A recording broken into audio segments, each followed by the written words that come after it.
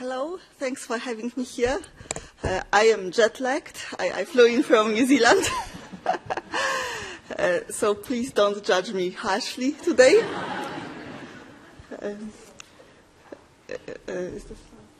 So I will be talking about financial well-being research in New Zealand and in Australia. I work for the Commission for Financial Capability, which is an independent government agency that has the mandate to help New Zealanders get ahead financially. And we do it through a range of financial education programs in workplaces, in communities, and also online programs. New Zealand and Australia were countries in the study that Elaine and Rebecca were talking about. We also had our own survey, Financial Capability Barometer, which was a bit less scientific because we measured well-being just by asking people, how do you feel about your financial situation? And the responses used metaphors, so I'm sinking badly, I'm just drowning in debt, or I'm swimming happily. And this was a result of a qualitative study which found that these are the metaphors people use when they talk about their financial situation.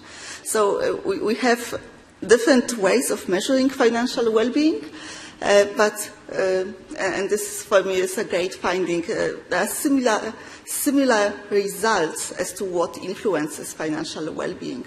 And this is what I will be focusing on in this presentation. If you're interested in specific numbers from New Zealand, it's on the website of the ANZ study.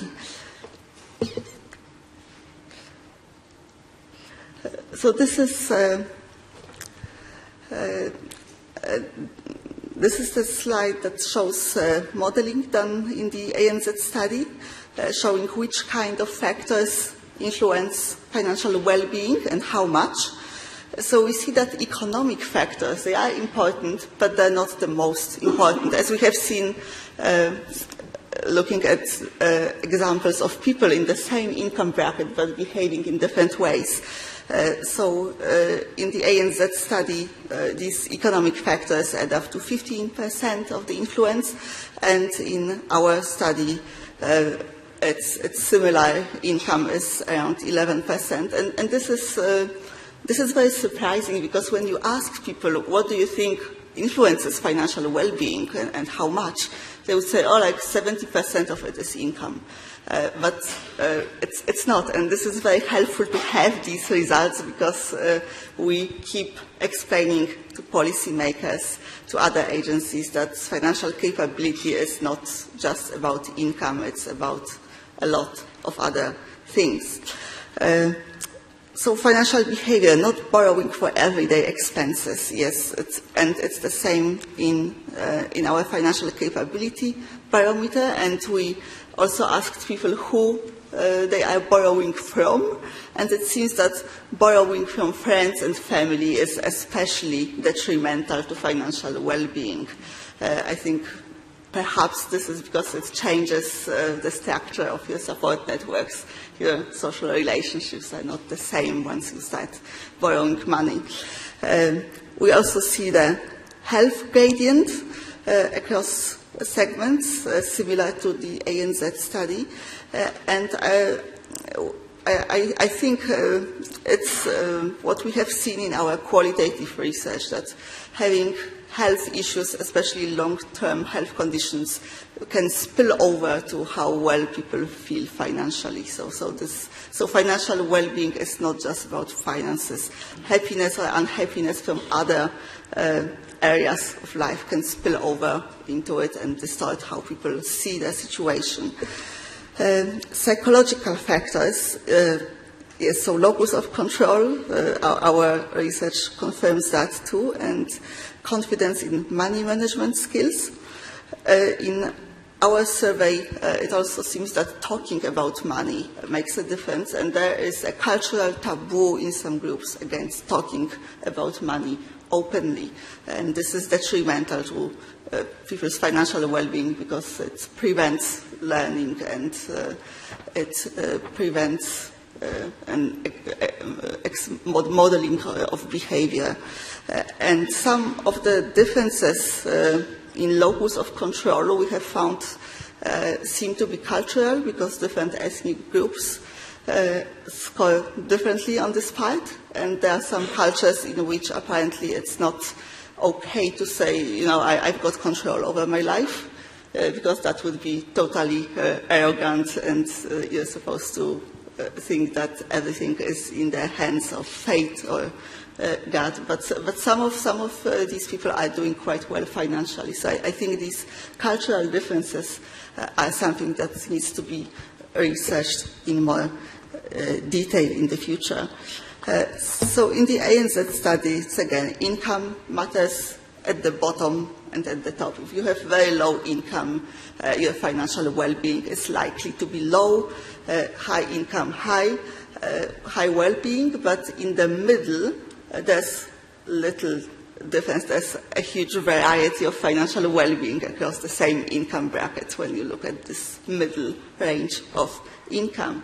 And this is similar in the financial capability barometer. So the upper graph shows different financial well-being categories and box plots of personal income. So you see there is a gradient, but the lower slide shows saving frequency. So how often people save in the same range of personal income, 50 to 100K per annum. And here you see the slope is much steeper, so to say, and this saving behavior really makes a difference, even if it's a similar range of incomes. So we know that behavior is important, and the next question is, so what influences behavior? How can we change people's behavior? So we've got attitudes, optimism, locus of control, also environment, who people compare themselves with. We find that a lot of spending, and that's from our qualitative research, is driven by what sort of reference group people have. Who do they compare themselves to? Who sets the norms for spending in the immediate environment? And also there are cultural norms. For example, saving is perceived as selfish in some communities.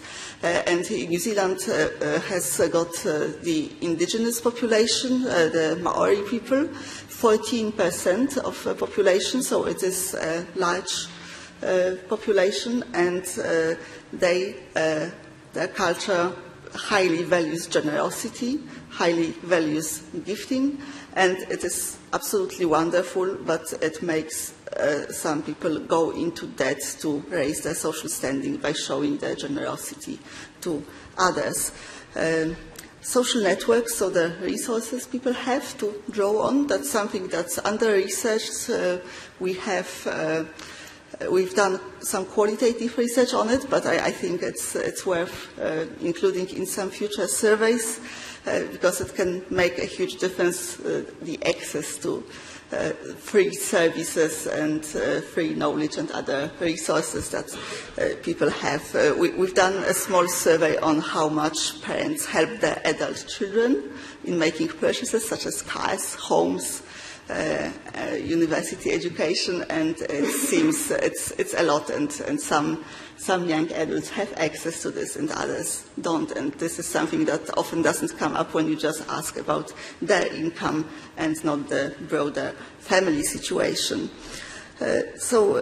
And finally, we have also policies, so we're trying to make saving easier. In New Zealand, this has been mainly done by the KiwiSaver scheme, which you can look up online if you are interested.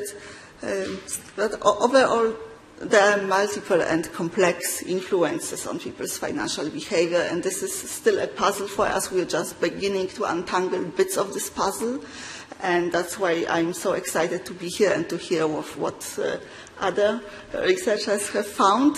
And we still have this question, so how do we change people's behavior? How do we use education? How do we use policy? How do we use nudges and what we know from behavioral economics to improve people's financial well-being? Thank you.